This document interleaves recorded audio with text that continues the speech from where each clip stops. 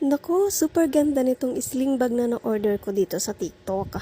Sakto lang yung size niya, hindi malaki at hindi rin naman maliit. Yung bang kung lalakad kaya gusto mo lang magdala ng cellphone at saka ng wallet. So, eto na yung hinahanap mo, day. Tingnan mo, ganito lang yung itsura niya sa loob. Medyo malaki na yan ha. Tapos meron ding lagayan ng mga cards. Ito yung pinakang lock niya. Ganyan siya. Diba? Ang ganda, ang cute lang. Available ito ng 3 colors. Merong black, merong green, parang yellow-green, gano'n. Hindi naman yung karing-karang green. Basta green, maganda yung pagka-green niya. Tapos, red. So, ito yung black yung in-order ko kasi bagay sa kung ano man yung outfit na gusto mo.